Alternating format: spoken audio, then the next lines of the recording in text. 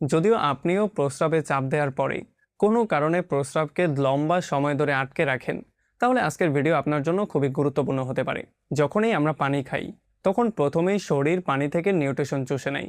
এরপরে কিডনি সেই পানিগুলোকে ফিল্টার করে শরীরের বিভিন্ন জায়গায় পাঠিয়ে দেয়, আর অপ্রয়োজনীয় পানিগুলোকে শরীরের ব্লাডারের মধ্যে জমা করা শুরু করে। আর যখনই ব্লাডার ভরে যায়, তখনই ব্রেনের সিগন্যাল চলে আসে যে ব্লাডার ভরে গিয়েছে, এখন প্রস্রাব করতে হবে। যদি এর কিছু সময়ের মধ্যে আপনি প্রস্রাব করে ফেলেন, তাহলে তো কোনো সমস্যা নেই।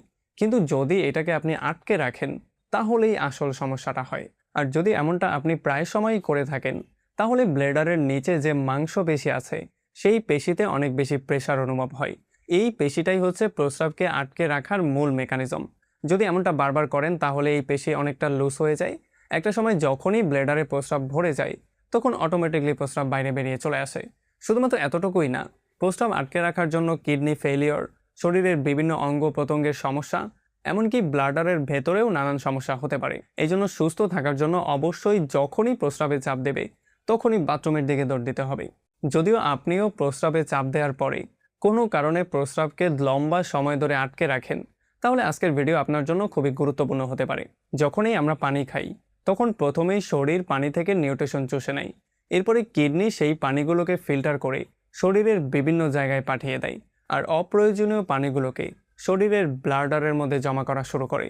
আর যখনই ব্লাডার ভরে যায়, তখনই ব্রেনের সিগন্যাল চলে আসে যে ব্লাডার ভরে গিয়েছে, এখন প্রস্রাব করতে হবে। যদি এর কিছু সময়ের মধ্যে আপনি প্রস্রাব করে ফেলেন, তাহলে তো কোনো সমস্যা নেই।